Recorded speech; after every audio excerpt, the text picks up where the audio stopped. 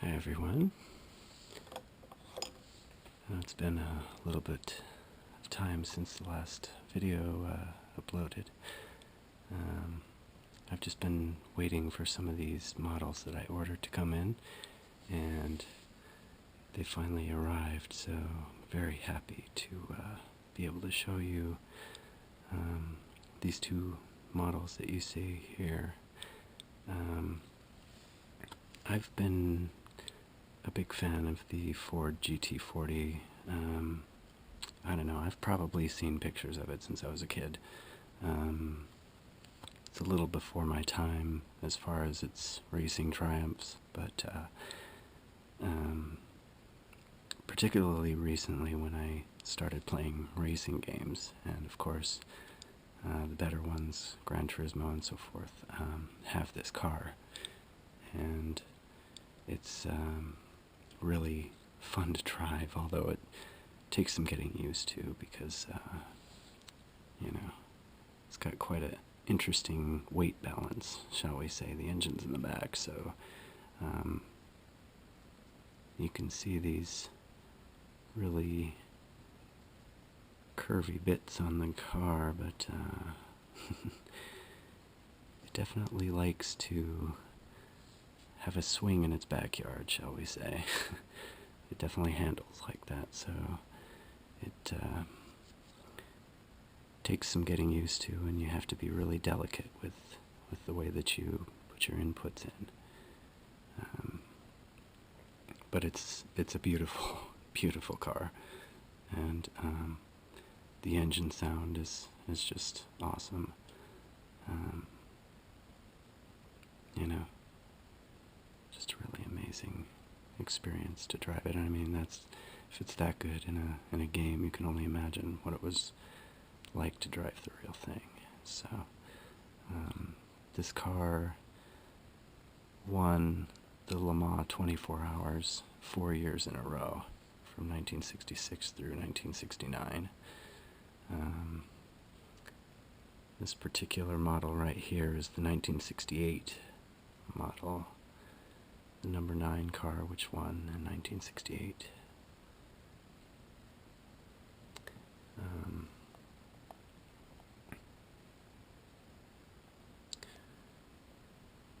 With this model, I had to learn a new term that applies to die-cast collecting, which is curbside.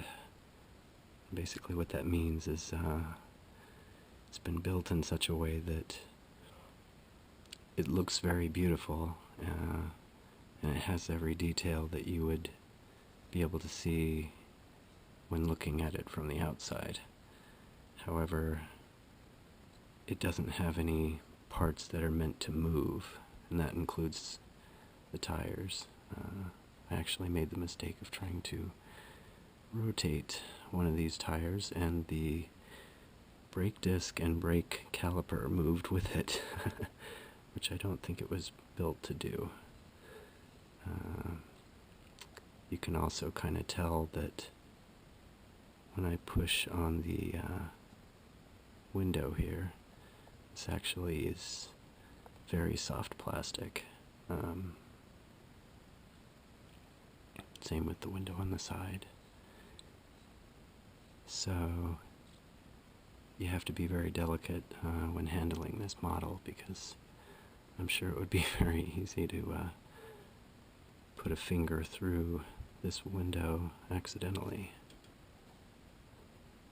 So, and sadly, the doors don't open, and neither there isn't a hood that I can open to show you the engine bay or anything, which is kind of a pity, because this car did have quite an amazing power unit. So, as I said, the engine sound in this car is probably half the fun, half the thrill, and driving it, listening to it, do laps around a track or something.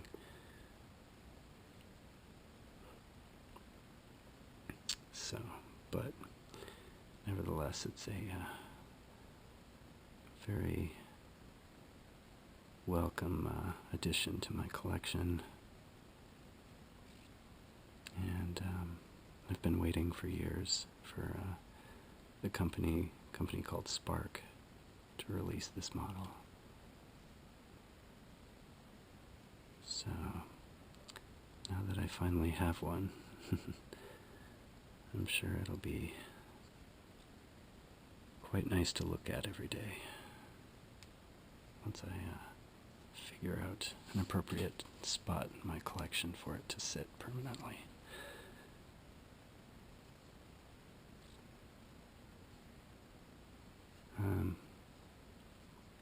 Right about the time that I found out that the 118 size was available, they also made a 143 in the 1969 year, which is what this one is. I'll move that a little closer, I guess. Might have a hard time seeing this, but the number 6 car.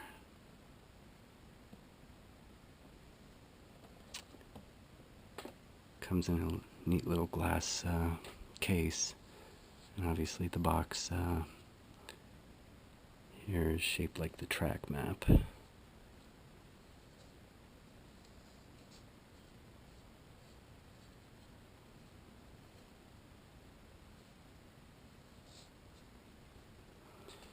But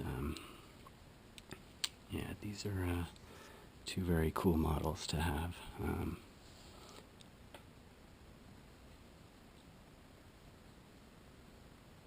It's always funny when you have to wait a really long time to get a particular model that you're looking for. When it arrives, it can be either really exciting or it can be kind of anticlimactic if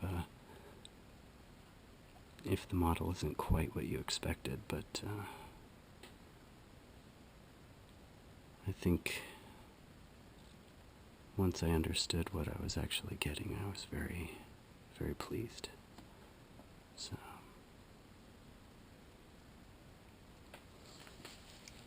I'll turn this around so you can get a look at it.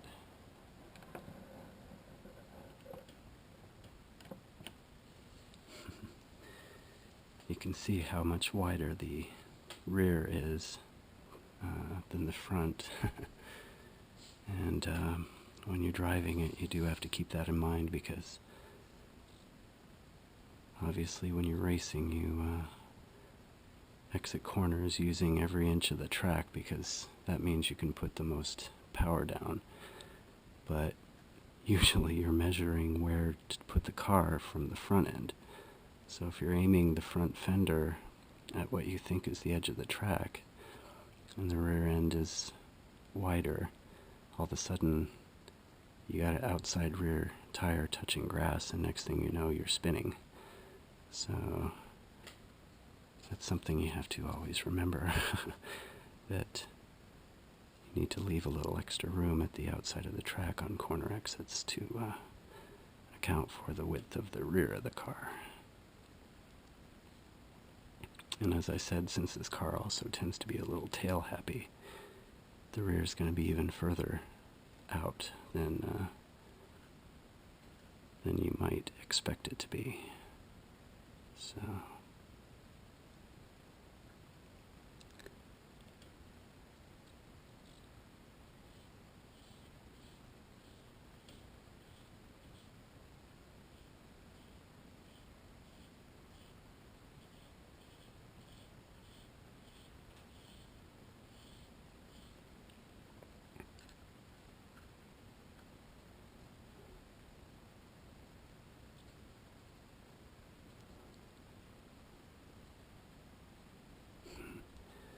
not even actually sure what all these little pieces of metal that are sticking out do, but some of these I can tell are pins that hold the roof closed or whatever. But anyway, I guess that's about it for this car. There's one more look at the side.